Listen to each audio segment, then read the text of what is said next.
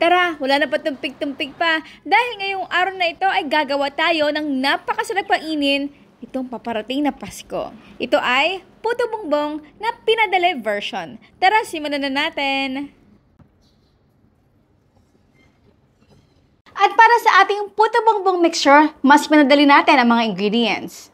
1 3/4 cup glutinous rice flour, half cup ng rice flour, konting salt, at 1 tablespoon ng ube powder. So ito ay hahaluin lang muna natin. Bako, may ube.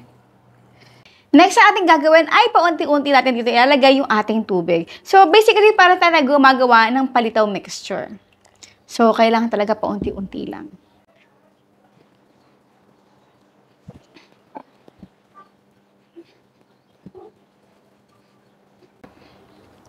Ayan, so kapag ang ating mixture ay medyo nag-lumps-lumps na siya katulad nito, i-stop mo muna natin paglagay ng ating tubig at hayaan lang mo muna natin ito i-massage hanggang sa magkaroon tayo ng texture or consistency na para siyang clay. So masamasahe lang natin hanggang sa yung pinaka-ube powder natin ay ma-dissolve. At tatatandaan natin yung pinaka-kulay nito ay dapat lavender lang. Lavender meaning para siyang faded na violet or light color ng violet. Kasi kapag ito ay naluto naman, ay magtitingka dito or magiging mas vibrant pa. Ayan. So kapag naging ganito na yung ating texture or naging dough na yung ating puto bongbong mixture at kapag hinawakan natin ng ganito at hindi siya nagko-collapse at kapag hinahawakan natin ito, hindi dumidikit sa ating mga daliri, nasa right consistency na tayo.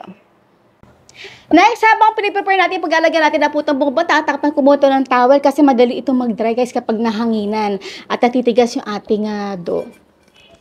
So bago natin dito ilagay yung ating puto bongbong, ay mag-spread muna tayo dito ng butter para iwas dikit ito mamaya habang tayo ay nag-i-steam. At syempre para pantay-pantay yung ating sukat na ating puto bongbong ay gumamit ako dito ng tablespoon, mas maganda kasi ito ay tamang-tamang sukat lang. So 3 tablespoon, feeling ko okay na. Yan. So again, para talaga tayo gumagawa ng palitaw. Yan. Okay na to. Maglalagay lang ako dito ng ating divider na banana leaves din.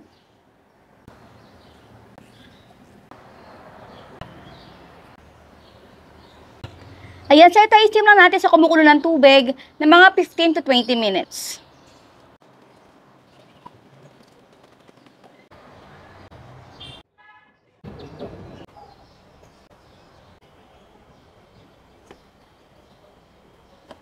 So ito guys, bago natin ito isa lang ay kailangan na talaga naman kumukulo na yung ating tubig. After 15 minutes, check natin. Wow, guys. Oh, tignan nyo yung kulay. Napakaganda. Perfect na violet.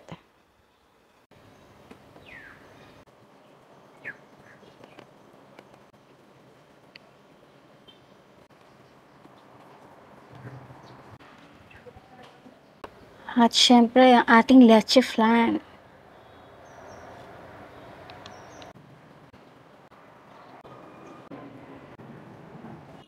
And now is done, our homemade puto bongbong na pinadala version.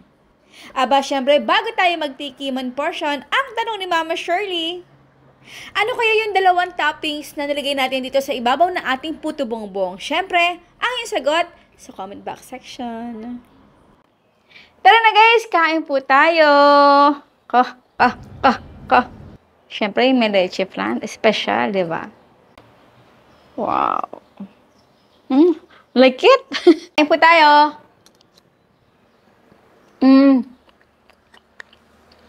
Well.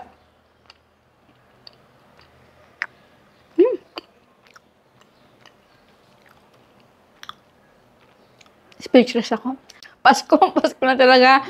Huwag tayo maglalagay ng ng asukal sa mixture dahil kompleto na yung ating toppings. Leche flan pa lang, pasok na talaga.